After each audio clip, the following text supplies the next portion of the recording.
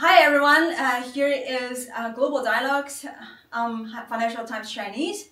Today is our great honor to conduct this interview with Mr. Christoph Hartung, who is the CEO of Autonomous Driving Compute segment of Robot Bosch. Thanks for having me. Thank you. Nice to meet you here. Yeah. So today we really want to hear from you and get some insights from Robot Bosch. So first of all, let's talk about Robot Bosch's position and also its strategy in autonomous driving. How actually Bosch sees this segment? Did Bosch see it as a very strategic segment in the future, or actually it has its own position in the whole business picture? Mm-hmm. So thanks for the question, and maybe let's start with a little bit of a framing of Robot Bosch in the automotive industry and in the tech part of the automotive industry. Autonomous driving is at its core of this transformation towards a software-defined vehicle, towards a more software-driven automotive vertical, and of course driving autonomous to the forefront. This is also at the core of Bosch. Bosch is the biggest tier 1 in the world, supplying to all regions, to all OEMs, and we see this as a fundamental part of our transformation towards software and digitization. If you look into autonomous driving, we also need to segment what type of autonomous driving we are talking about. There are certain levels of autonomous driving, so-called SAE levels. Are you driving fully autonomously, levels 4 and 5? Are you driving in an assistant mode, level 2, 2++, moving up to level 3, which is the pivoting part of where actually the vehicle takes over the accountability and the control. So, and for Bosch, we are really heavily invested. We are over 100 years in China. Yeah. We are over 100 years old in the world. And we are really coming from the sensors to compute, to the software stacks, to AI, to data, really seeing us very strongly positioned in that field. And we will continue to invest in that environment. Yeah, that is great. But within the Bosch group, is autonomous driving also going to be the key of the future for Robot Bosch group? Well, we are planning and we are seeing that Bosch will, of course, heavily push forward in the automotive segment going into the future. And within the automotive segment, autonomous driving is the integral part when it comes to the transformation of the user experience and also on the what we can really bring to the user in terms of time effectiveness, ease of time in the vehicle, and also the overall experience. So for Bosch, it is clear that investments into autonomous driving will continue and is seen as a very strategic topic. Yeah, that's definitely. And let's talk about the competitiveness of Robot Bosch, because right now there are a lot of competitors at global level, let's say. So how do you see Bosch's advantage and at a global level and also in Chinese market? Well, I guess, again, we need to see what do you need in order to build an autonomous driving system. And Bosch understands truly the complete vehicle and the vehicle into the cloud context. So that means that we are doing sensors and we will continue to invest into sensors, starting from the silicon up to the software stacks in a radar or in a video or in ultrasonic. We will continue to invest into high performance computing architectures you need for autonomous driving and the corresponding EE architectures. And of course, and this is what you're also referring to, the software and AI capabilities. And here we need to see where you actually are looking at from a regional perspective. Autonomous driving really develops very differently in the respective regions. From my perspective, China is leading for autonomous driving introduction and also aggressiveness and speed compared to other regions. If you compare this to Japan, to Korea, to Europe, or to North America. So we really see China as our fitness center of developments towards the autonomous driving levels, SAE 2, 2++, moving into level 3, level 4 driving. Legislation is a little bit different. We already drive level 3 in Europe, in Germany, also with Bosch products. But China will quickly catch up from that perspective. So there's a lot, and from a Bosch competitive, we are well positioned globally to serve our clients with all kind of components, computes, but also software stacks for parking and driving. It's not only driving, it's also autonomous parking. I see a big market really coming up in autonomous parking and really easing the way on how people can actually park their vehicles going forward. Yeah, definitely. You just mentioned actually the difference between different market, global wise. So Chinese market, actually people tend to embrace all this new technology, newly developed technology, much more than European, because here, especially in Germany and France, people always question before actually they try to use it. So do you think that will be a higher barrier for autonomous driving to penetrate into the European market in the future? And if so, what is the targets for Robot Bosch in the next 5 or 10 years? I guess we're having two major topics when it comes to introduction of autonomous driving systems worldwide. One is legislation. So how can you actually introduce autonomous driving levels or new systems into the market? And there we have a difference in the world on how they're actually handled. And secondly, of course, how is the consumer and the brands really catching up and adopting those possibilities to introduce this actually to the market. So there we see a very open and very tech-friendly, very innovation-friendly environment in China, which is really pushing ahead and also trying out in a lightning speed in terms of 6, 12, 18 months really recursions on iterations on how to advance also into new AI methodologies, etc. And a much more, I would say most, maybe even say conservative approach in Europe or in Japan, and some in the middle, I would say in the US. So we see really a very different strategy moving ahead. So do you have actually a target, like let's say like the penetration of the market for the next 5, 10 years? We see actually the last couple of years in the outgoing teenies, so 18, 19, we all thought we're gonna drive autonomously in 22, right? So that was the big idea, and it didn't happen. Right. So now we need to see what is the customer paying for and what is the customer demanding, and what are the OEMs are really pushing into the market. And we need to differentiate, I would say, 3 major levels of autonomous driving systems. We call it trim levels. So, and we say it's an entry, it's a mid-level system or a high-level system, a high trim level system. And the high trim levels are the systems which we see now on the Chinese market, what we call urban NOA driving, so navigation on autopilot, highway urban driving level 2++. These are the top-notch systems driven by huge compute powers, 2-stage, maybe even 1-stage AI models. So fully fledged leveraging also visual language models moving ahead. Then we have a mid-trim, where we see a very attractive segment, because these high systems are very costly. The investment into the vehicle from an architecture, from a sensor, from a compute, from a software stack just costs a lot of money. And we all know that the price war in the Chinese market is very, very intense. So if you really see on how much adoption you get in the market for these high trim levels, we see those systems, but they are not complete. They are not 50% equipped. So the very little cars are really running with these high trim levels. And with the announcement of BYD's God's Eye really democratizing autonomous driving in the Chinese market, it will be very interesting how the Chinese OEM will react going forward. For us, and this is what we call then the mid-trim, so the in-between autonomous driving capability system, what we call mid-trim, I think is very, very competitive. Price value competitiveness is the highest from my perspective as of today.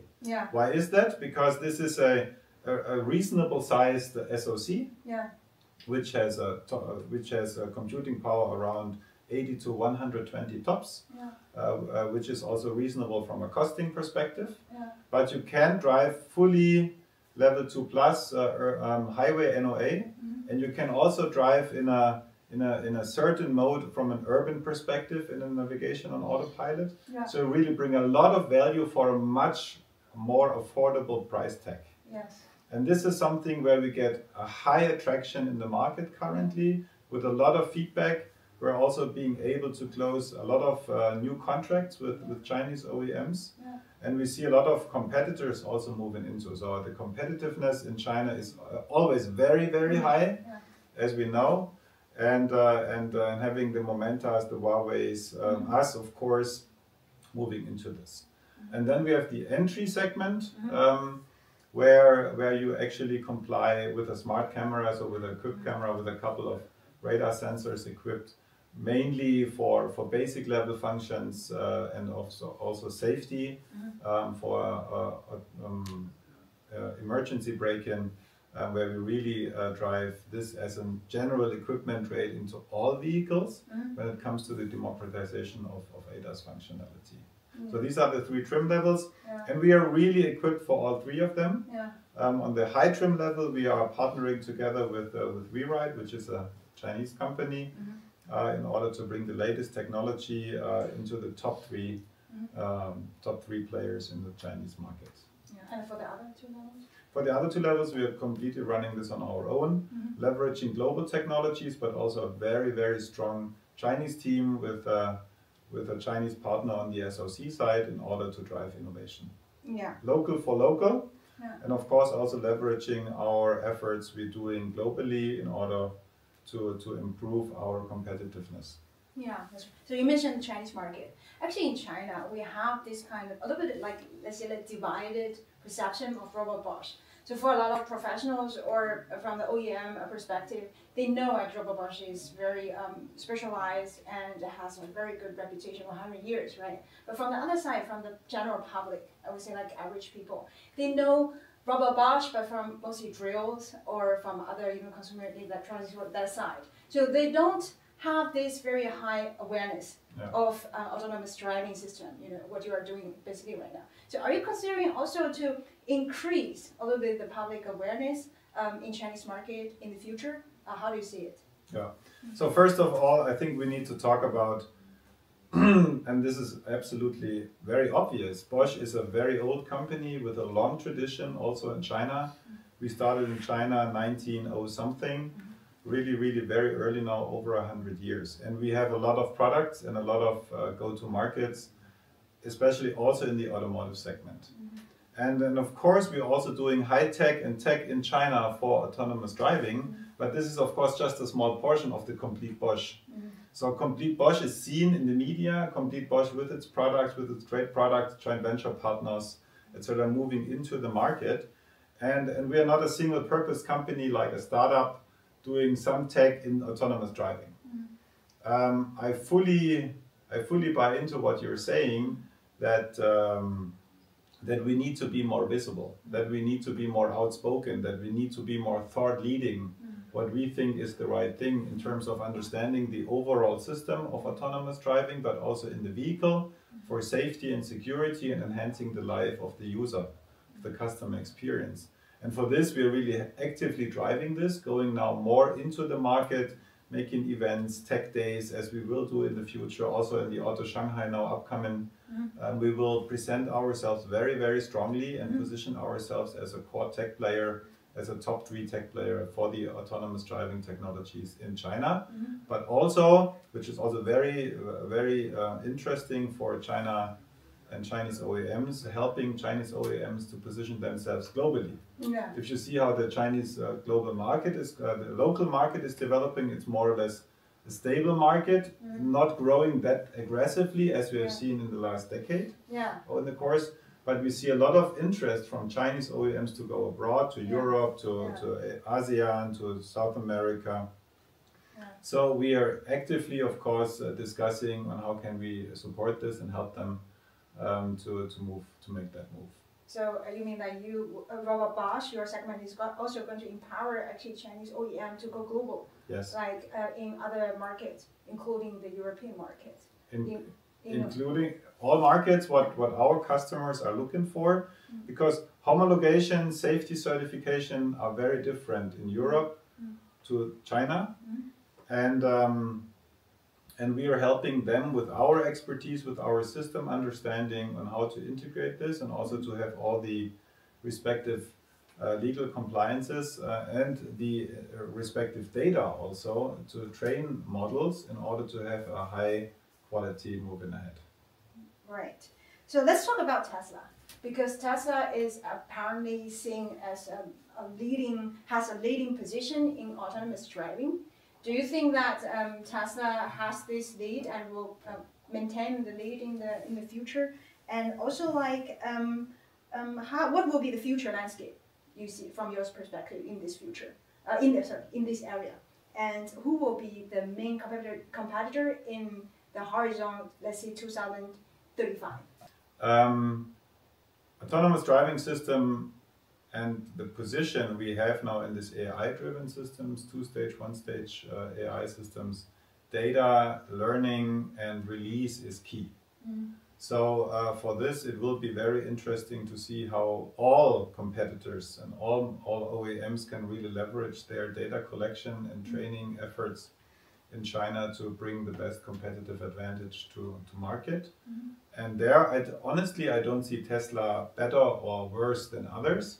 It's really a question on how you constantly evolve, how you constantly innovate, and your speediness you actually have. It's not the size, and it's also not your capability today. It's on how fast you move, how fast you're able to change and to adapt to market requirements, how fast you collect and really iterate on the models in order to get better each day. So you think that within 10 years, maybe this area will not be monopolized by like this, let's say, Big 4 or Big 7. It will also be composed of a lot of like different competitors. It depends on how much the customer is willing to pay for, and how much the OEMs are really pushing in terms of content into their vehicles when it comes to autonomous driving for the privately owned vehicle.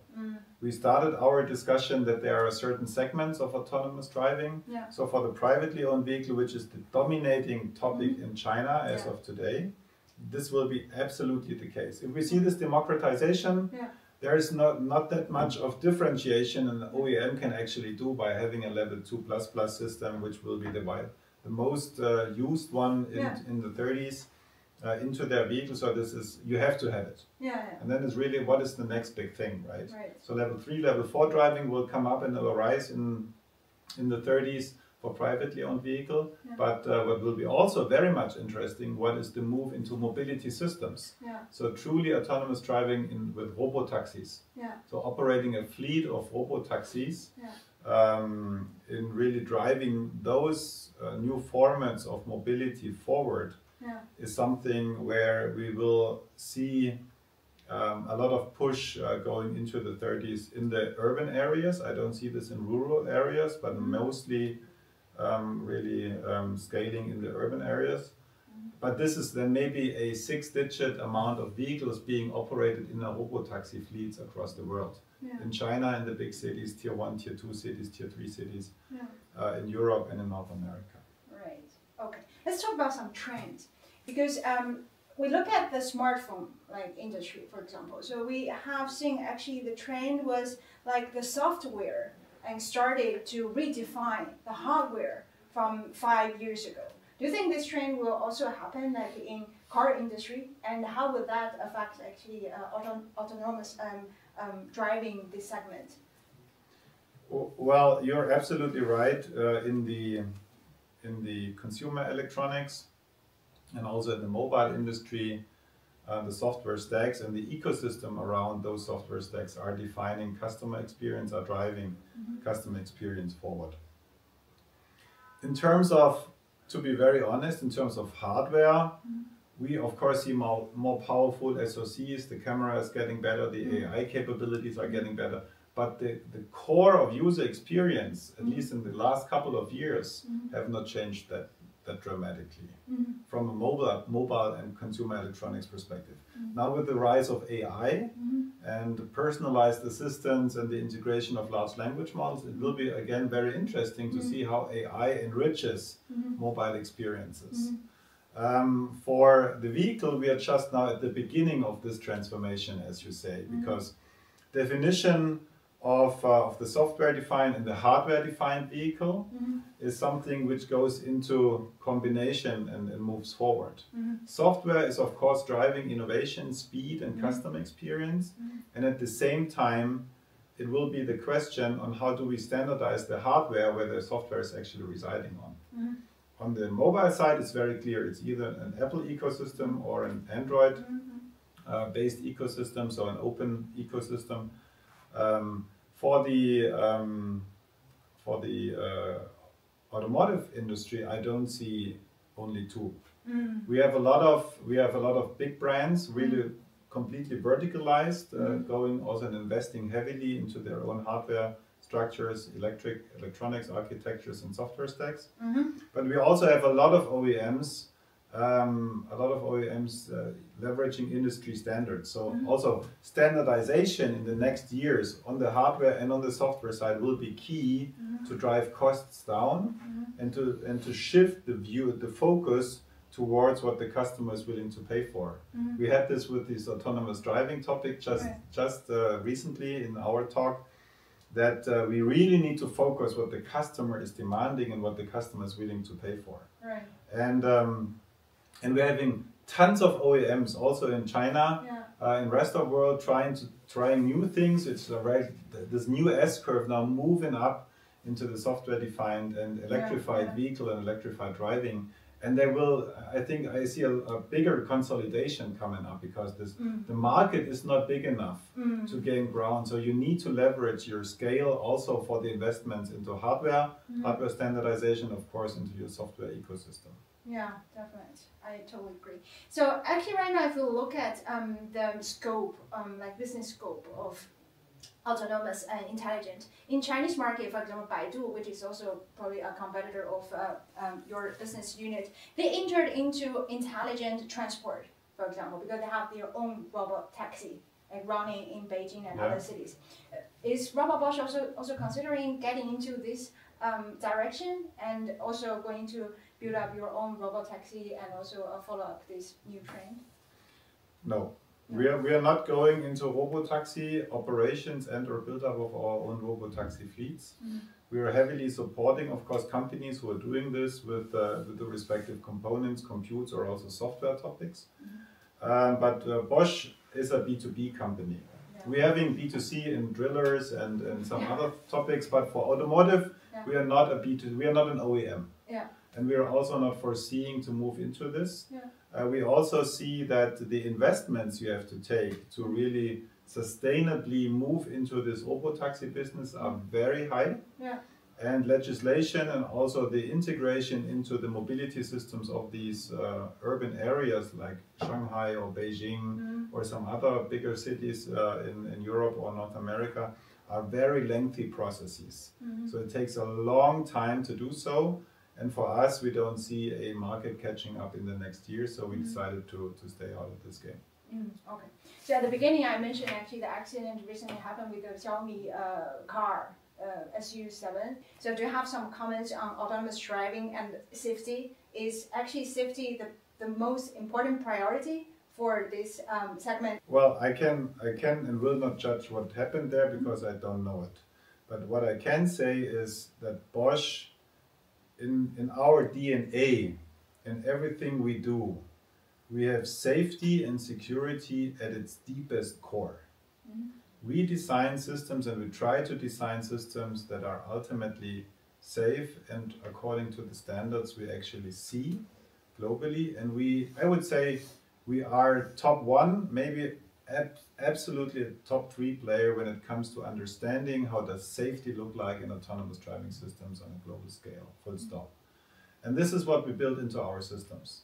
And there are certain layers. There's what we call a comfort driving. So really having this nice interaction in urban NOA driving, in parking, etc. And there's a safety path. Really reacting on how you need to react in critical situations, and also what systems and what paths in the system are actually taking accountability in order to reach a safe and secure drive for the respective customers in those vehicles. So for us, it's an absolute core, and for us, we really start from the safety architecture in our systems, in our software stacks, really moving forward. Yeah, okay, that's important. Last question. It's my first time actually here in Leonberg. I hope you enjoy it. Yeah, it's a beautiful small town. Yeah. It's quite hilly Yeah. way here, and to our for Chinese perception, if you are a high tech company, you will mostly located in urban cities or very developed city like Suzhou or Shanghai, nearby or Beijing. But here is the opposite. It's actually a very small town. And I don't know whether it belongs to Stuttgart or not. No, no, it's a small town. So this type of German business mindset that we call it in Chinese 酒香不怕巷子深 is if you have good wine, you don't need to make too much advertisement because your wine is so good that will attract a lot of people to come. Yeah. But if this actually the German business mindset, or you have other strategic mindset in order to put your HQ here. Yeah. Well, we as Robert Bosch, we are deeply rooted to Germany. We are deeply rooted to Stuttgart. Yeah.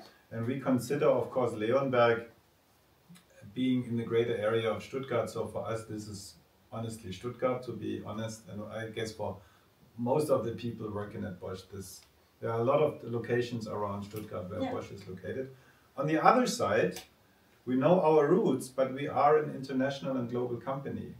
We are having cutting-edge engineering teams in exactly what you said, in Suzhou, in Shanghai, in the US, in Europe, in Berlin, in the Valley. So there is a lot where we actually have our engineers, and we think that the combination makes the difference. For us, of course, also the war for talent, so getting the best and brightest people working on our systems is very critical. But we also understand that we don't want to bring people from all over the world to Germany. We need to find a spot in order to enable them working in Shanghai together with the team here in Leonberg and the team at the West Coast. And that's exactly what we do. And that's why we're having solutions for all OEMs which are globally active in their business to support them to make those fundamental moves and transformations towards the software-defined vehicle and autonomous driving. Right. So will actually autonomous driving, this technology drive also the future of robotics? Will Bosch also enter the robotics industry in the future? Well, first of all, the model itself, systems engineering and the understanding of autonomous driving is kind of similar to what we do in robotics in terms of sensing and perception, prediction planning, and action, of course. And I think there will be a heavy influence of both topics moving ahead, so on how the industry will develop. For us, we constantly monitor and see what could be our value add. We always come from what can we actually bring in terms of USPs into a new way, and we see this gigantic field of robotics really moving up. So yes, of course, we're constantly monitoring to bring our assets and our IP also into this environment. Yeah, but maybe Robert Bosch will not directly enter into this robotic industry as a manufacturer, but maybe also partner to other manufacturers. It's really an ecosystem. So the same from an autonomous driving, but also from a robotics perspective. We need to understand what maybe a robotics company needs and where we can help them, and or on how do we leverage the insights of robotics companies into our products. Yeah, yes. So you're on your way actually to define your strategy. Because DeepSeek, which becomes a very heated topic from the beginning of this year, and we have seen maybe there are two directions of the development of AI. One is based on newly developed models, large models, and another one is based on actually computing power. So which trend or which direction would be the dominant direction in the future, and how do you see it from autonomous driving perspective? So what we see and what we also actually demo at Auto Shanghai, so please stop by and have a look, is that bringing visual language models into the vehicle and leveraging this for autonomous driving tasks will be the next level and can be a game changer, as we think, because leveraging this technology. For this, you need adapted or adjusted models going into the vehicle. We don't see that gigantic computing power in the vehicle will actually solve anything near soon, because what we discussed with the entry, mid and high trim levels, the high trim are already very expensive, and the price competitiveness is already very low, so price is low. So you need very smart answers on how to leverage visual language models in the vehicle, and we think that we found some very smart answers to this, will be demoed and can also be seen. And this is not only stopping at autonomous driving, it also comes to the digital and virtual experience in the IVI side, which is the second big topic of driving customer experience in the Chinese automotive market. So I think large language model, visual language models will be heavily used in the future. Yeah, that is great. I think we had a lot of insight today, and I wish next time when we come here, we would hear more from Mr. Ha Zong about autonomous driving and also its future. Thanks a lot for your time. Thank you very much for having me, and I hope you enjoyed your visit here in Leonberg.